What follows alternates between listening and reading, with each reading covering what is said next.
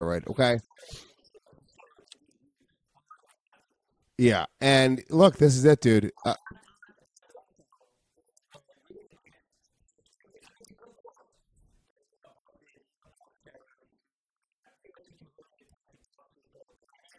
What was a blocker? An estrogen blocker.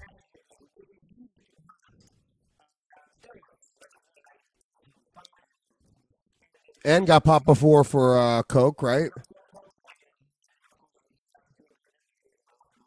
He sounds like a real bad guy when you break it all down. Yeah. Were you talking about?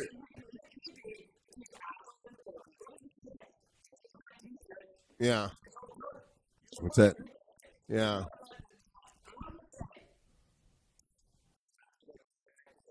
Uh oh.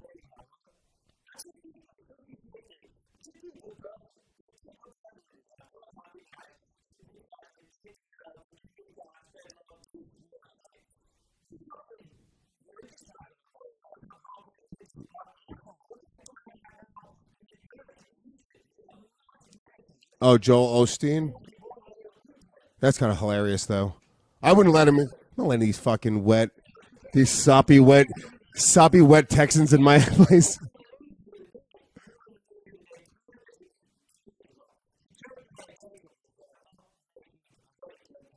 Yeah.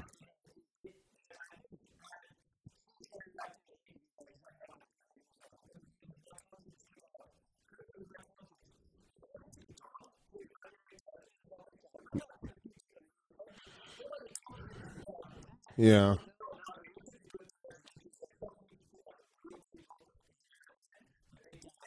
Yeah, but you know they were gonna do some weird gay shit with that cake.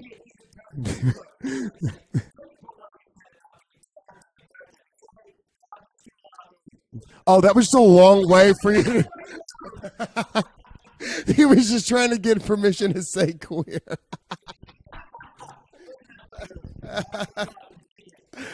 So listen, yeah. So here's the deal. In my opinion, I think Jon Jones now has done two things. He has ruined two legacies. He has ruined his own legacy. No matter what, it's fucking over now. Nobody will ever look at Jon Jones like he's the thing that we looked at about one time as being the number one pound for pound unbelievable fighter. We nearly forgave him for this last one. We almost turned a blind eye to him fucking taking those estrogen blockers. People weren't even talking about it really, and he ruined Daniel Cormier's legacy because Daniel Cormier, in my opinion, would be looked at as the number one pound for pound fighter in the world who's undefeated, who came down from heavyweight, won the light heavyweight championship, and now he has two losses on his record to a guy who, for all intents and purposes, in almost every argument, was probably on steroids for both of those fights.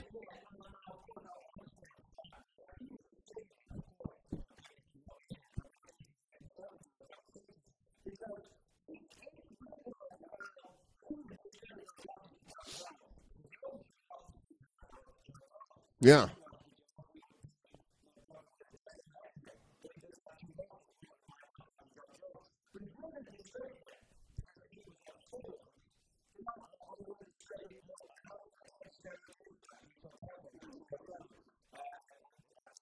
I think we have, no? I mean, I think that's something.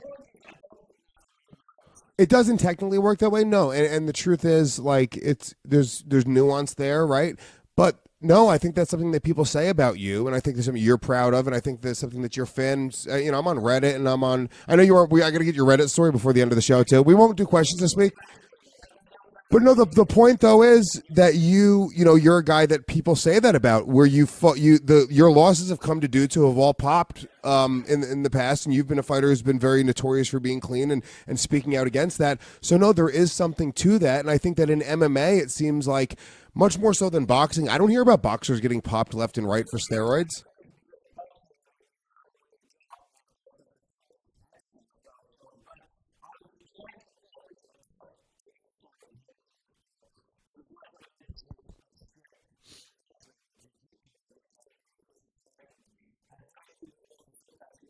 Hmm. There's also the cross training with the recovery. I guess it's a big part of.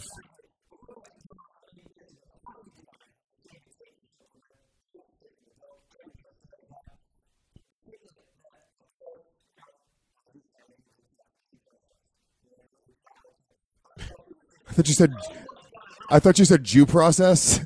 I was like, yeah, technically it's the same thing.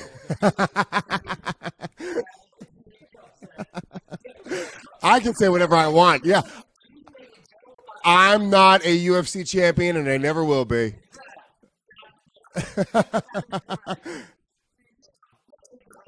Due process.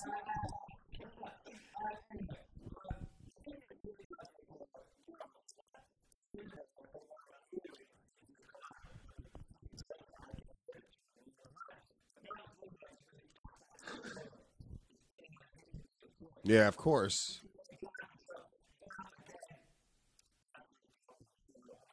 Nate,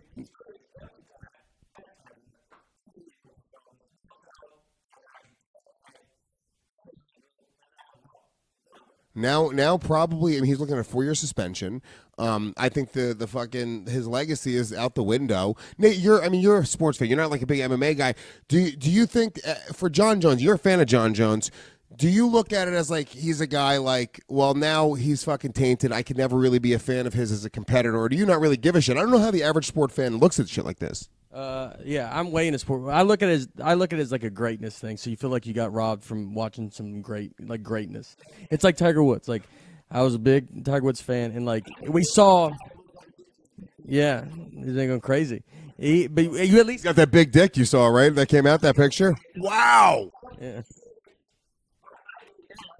yeah.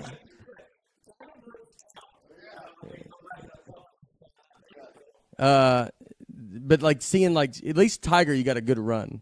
So you got to run. He changed golf. Like so, I'm obsessed with like greatness. LeBron James, Michael Jordan. Like you see these kind of once in a lifetime guys, and Jon Jones was like that.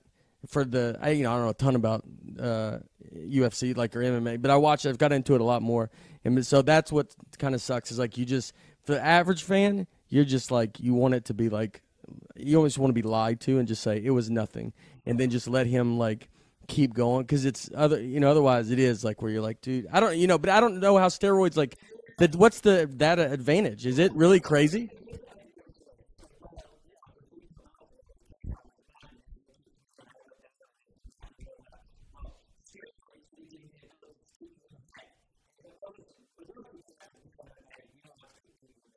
Yeah.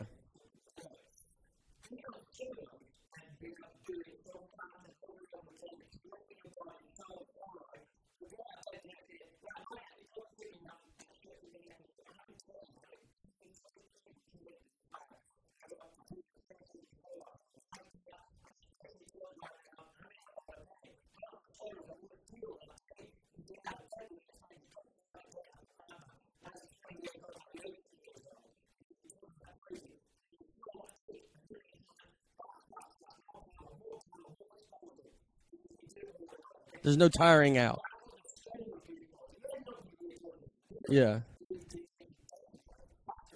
And then there's also a mental edge, and you've talked about seeing a sports psychologist before, and you guys get into a certain mental game, and when you feel as if you have this edge, and especially if maybe John was doing that early in his career, and he doesn't want it to be taken away from him, and he's like, that side of it alone is why people are going like, why would he risk it again? He got caught.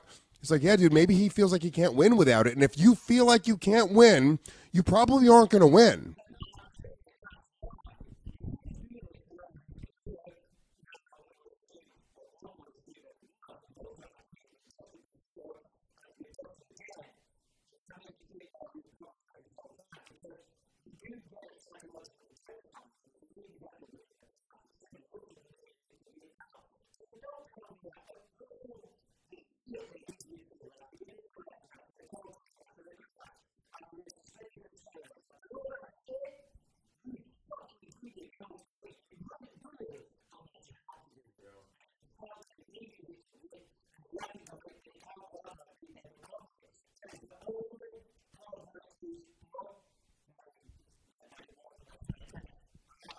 But the odds of that are extremely low. Like,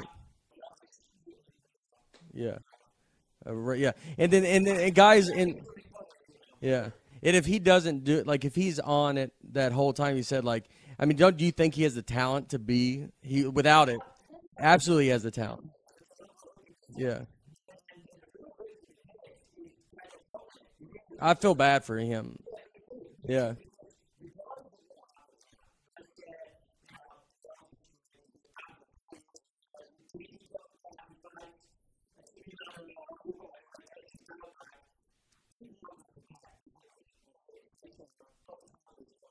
Does he lose his belt, or he'll get his DC? Yeah, but DC, will he get it back? I think so.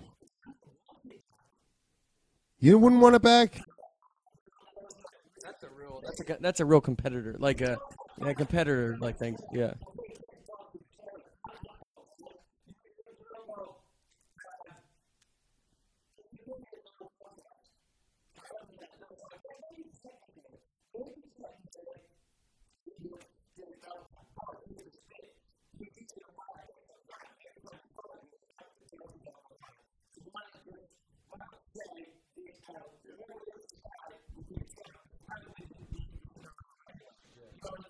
Yeah. Yeah.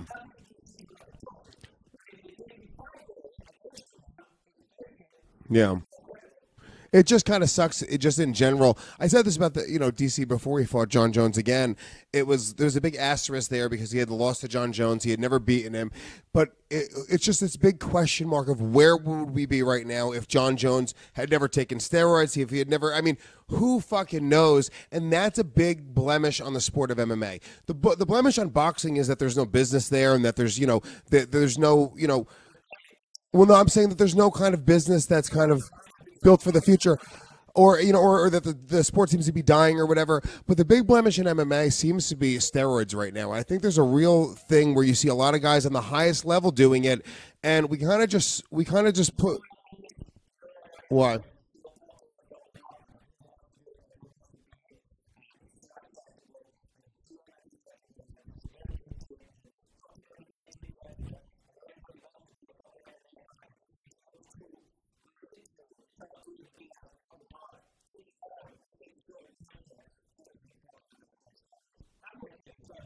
Yeah.